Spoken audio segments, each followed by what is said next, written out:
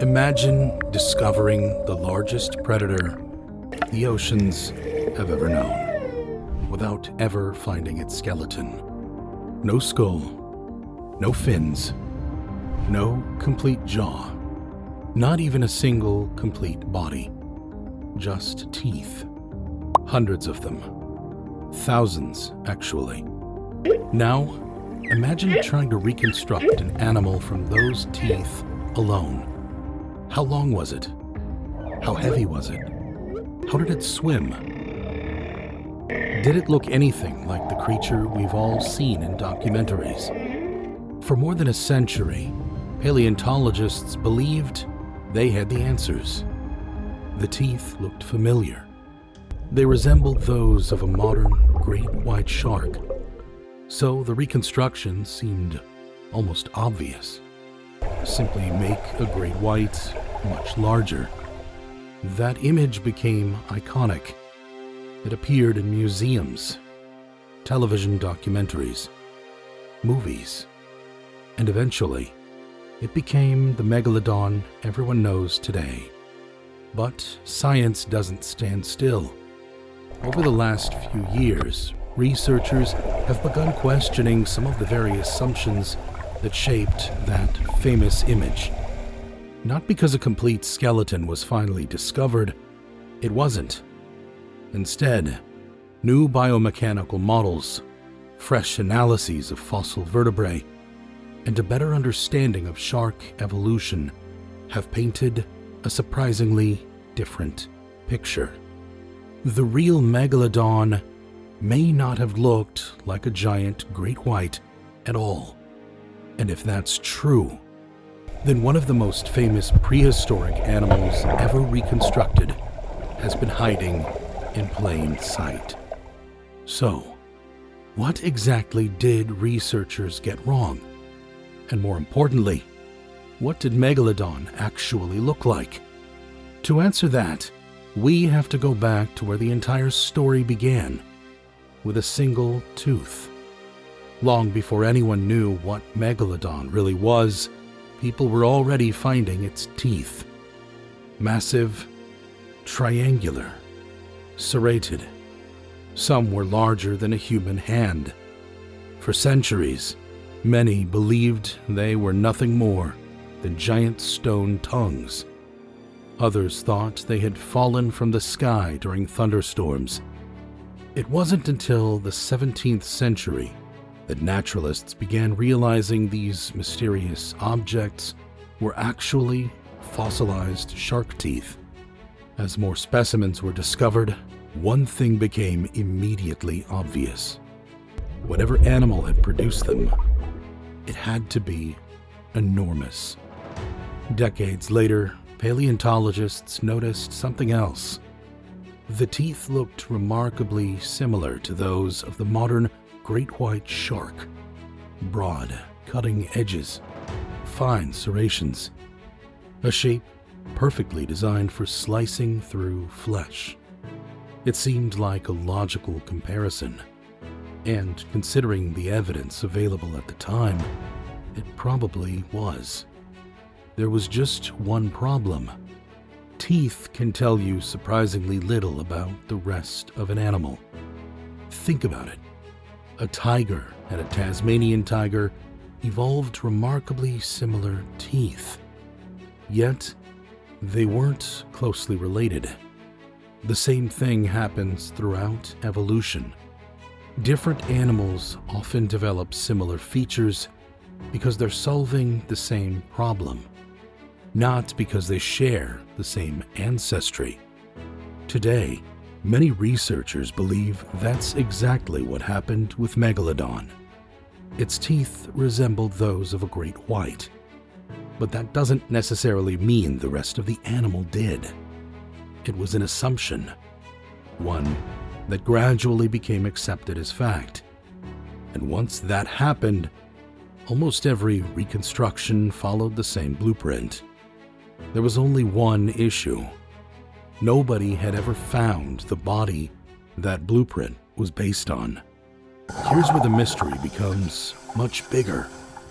Unlike dinosaurs, Sharks leave behind almost nothing. A Tyrannosaurus rex dies. Its bones can fossilize for millions of years.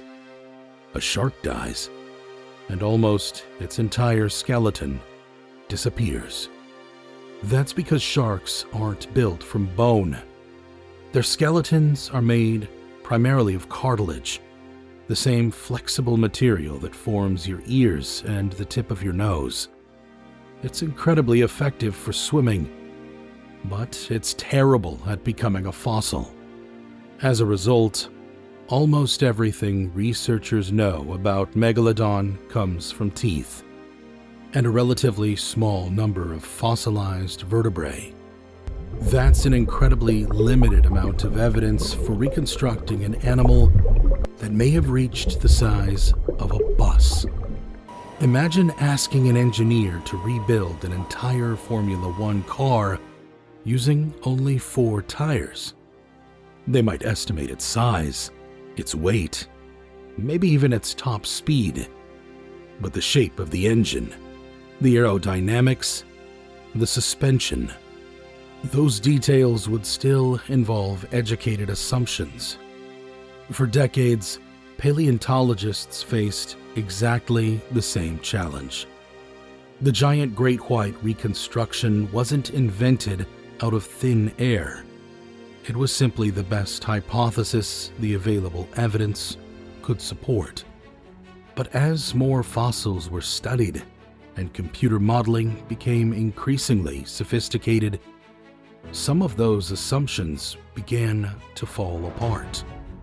The proportions no longer seemed quite right. The biomechanics raised new questions. And perhaps most importantly, researchers started looking beyond the teeth. Because if the teeth had been misleading them all along, what else had they overlooked? The answer would completely change how scientists imagined the largest shark that ever lived. For decades, the giant great white reconstruction remained largely unchallenged. Not because researchers had proven it, but because there wasn't a better alternative. Then, something changed. Instead of asking, "What does Megalodon look like?" researchers began asking a completely different question. What kind of body would actually work for an animal this large? At first, the difference might not seem important, but it completely changed the conversation. Because biology isn't simply about making animals bigger. As an animal increases in size, the laws of physics become increasingly difficult to ignore. A body that works perfectly at 6 meters may become highly inefficient at 18. Weight increases, drag increases, energy demands increase. Everything changes, which means the largest shark in history couldn't simply be an oversized version of a much smaller one. Its entire body had to be built around a different set of rules. And that's exactly what recent biomechanical studies began to explore. The results surprised even many researchers. One of the biggest misconceptions about Megalodon isn't its size, its family tree. For decades, Megalodon was often presented as the direct ancestor, or at least a close relative, of today's great white shark. That idea has largely fallen out of favor. Current evidence suggests the two sharks belonged to entirely different evolutionary lineages. The great white belongs to the family Lamnidae. Megalodon is generally placed within the extinct family Otodontidae. So, why do their teeth look so similar? The answer lies in something evolution does surprisingly often: convergent evolution. Sometimes completely unrelated animals evolve similar features because they face the same challenge. Dolphins and extinct ichthyosaurs developed remarkably similar body shapes.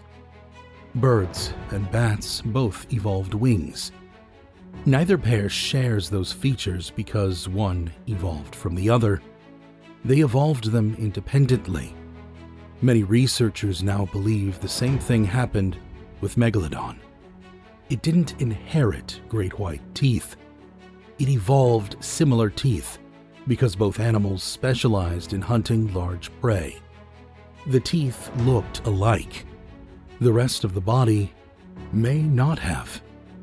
And that's where things become really interesting. For years, illustrations showed Megalodon as a massive torpedo, fast, explosive, capable of chasing down almost anything in the ocean. It certainly made for dramatic television. But recent research suggests reality may have been different. Imagine an animal weighing somewhere between 50 and perhaps even 70 tons. Could something that massive really sprint through the ocean like a modern great white? Probably not. The bigger an animal becomes, the more expensive rapid acceleration is. Every sudden turn requires enormous energy. Every burst of speed comes at a cost. Instead, several researchers now suggest Megalodon may have been built for efficiency rather than raw speed. Its body may have been longer, more streamlined, better suited for traveling vast distances across ancient oceans. Think about the largest animals alive today. Blue whales don't dart through the water. Neither do whale sharks. They cruise, patiently, efficiently, conserving energy over enormous distances. That doesn't make them weak. Quite the opposite. Efficiency is often what allows giant animals to survive in the first place. If Megalodon really spent much of its life searching for migrating whales, an energy-efficient body would make far more sense than one designed for constant high-speed chases. But if it wasn't relying on speed alone, how exactly did it hunt? That question has fascinated paleontologists for decades, and the answer may be hidden in its bite. Long before researchers began debating Megalodon's body shape, they agreed on one thing. Its bite must have been extraordinary. Computer models estimate that Megalodon could generate one of the most powerful bite forces ever calculated for a vertebrate. Powerful enough to crush bone. Powerful enough to tear through the ribcage of large whales. But raw force tells only part of the story. The placement of its teeth reveals something equally important. Unlike the narrow, needle-like teeth of sharks that specialize in catching fish, Megalodon's teeth were broad, thick, heavily serrated, built less for gripping and more for cutting. Some researchers believe Megalodon may have targeted the flippers, tail, or chest of large whales. A single devastating bite could cripple an animal too large to overpower through speed alone. Once the prey could no longer swim effectively, escape became almost impossible. It's a strategy seen in several modern apex predators, not by chasing longer, but by ending the chase quickly. And there was no shortage of prey, because the oceans Megalodon inhabited looked very different from those we know today. In fact, they may have offered the perfect conditions for a predator of unprecedented size. And that may explain why Megalodon became so enormous in the first place. If Megalodon really was built for efficiency rather than speed, another question immediately follows. Why become so large in the first place? After all, being enormous comes with serious disadvantages. A larger body requires more food. more energy, and far more time to reach adulthood. So why would evolution favor an animal that could grow to nearly 20 meters long? The answer may have been swimming all around it. During the Miocene epoch, Earth's oceans looked very different from today. Sea levels were higher. Large areas of shallow coastal water covered parts of the continents. And perhaps most importantly, whales were beginning to diversify. Some species were becoming larger than ever before. For a predator, this represented an extraordinary opportunity. One large whale could provide an enormous amount of energy. But hunting larger prey creates new evolutionary pressures. A predator has to become stronger. Its bite has to become more powerful. Its body has to handle larger struggles.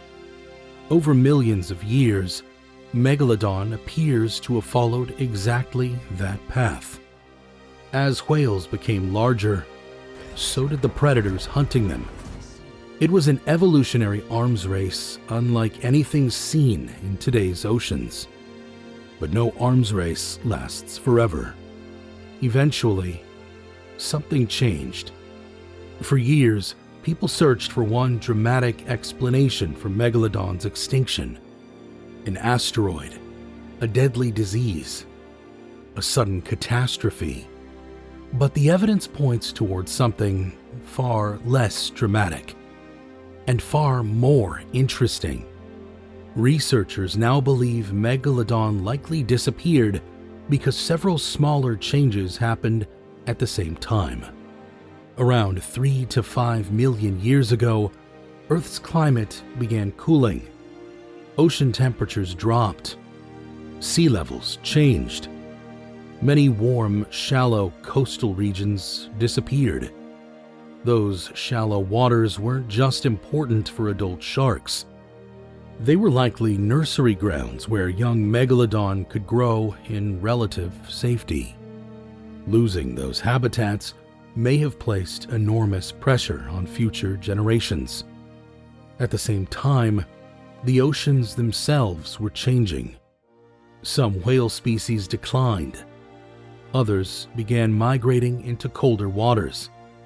That meant Megalodon's favorite prey was becoming harder to find. And then, new competitors appeared. Megalodon wasn't the only hunter in ancient oceans. Early ancestors of modern killer whales were beginning to evolve. They were much smaller, but they possessed something Megalodon didn't: cooperation. Unlike a solitary shark, early orcas likely hunted in groups. Working together allowed them to attack prey far larger than themselves. They didn't need to overpower whales through sheer size. They relied on coordination, communication, and intelligence. At the same time, several species of fast, predatory sharks continued evolving. They required less food, reached maturity sooner, and could adapt more quickly to changing oceans. Being enormous, once one of Megalodon's greatest strengths, may have gradually become its greatest weakness. Large animals are incredibly successful when conditions remain stable. But when environments change, they're often the first to struggle. Megalodon had evolved to dominate one version of the ocean. The ocean simply became a different place. Except it did. One of the most fascinating things about Megalodon is that it wasn't a failed predator. Quite the opposite.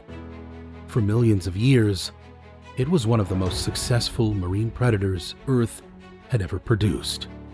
It survived changing coastlines, changing prey, changing climates for an incredibly long time. Its extinction wasn't proof that it was poorly adapted. It was proof that even the most successful predators have limits. Evolution doesn't reward being the biggest. It rewards being the most adaptable. Sometimes those are the same thing. Sometimes they aren't. And eventually, the world Megalodon had evolved for no longer existed. Here's the remarkable part. Even after more than a century of research, scientists still don't know exactly what Megalodon looked like. No complete skeleton has ever been discovered. And unless one is found someday, there will always be unanswered questions. Every new fossil, every improved computer model, every new study has the potential to change the picture once again. That's one of the most exciting things about paleontology. It's constantly evolving. Ideas aren't abandoned because they were foolish. They're replaced because better evidence becomes available. The giant great white reconstruction wasn't wrong because scientists made mistakes. It was the best explanation they had.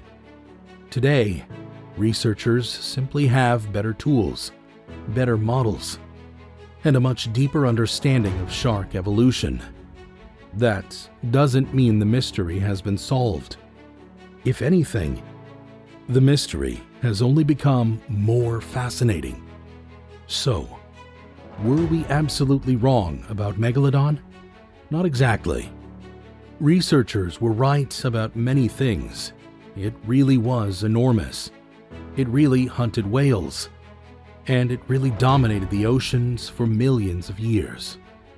But the image that became famous around the world, a giant great white shark scaled up to impossible proportions, now appears to have been far too simple. The real Megalodon was almost certainly its own kind of predator, an animal shaped by millions of years of evolution, built for an ocean that no longer exists. And perhaps that's the biggest lesson Megalodon has to teach us. Science isn't a collection of permanent answers. It's a process. Every fossil discovered, every new model developed, every old assumption questioned, brings us one step closer to understanding a world that disappeared millions of years ago. And sometimes, the more we learn, the more extraordinary reality becomes. Because the most terrifying predator in Earth's history wasn't just a bigger version of a shark we know today. It was something entirely its own. And despite everything we've learned, it's still keeping some of its biggest secrets hidden beneath millions of years of stone.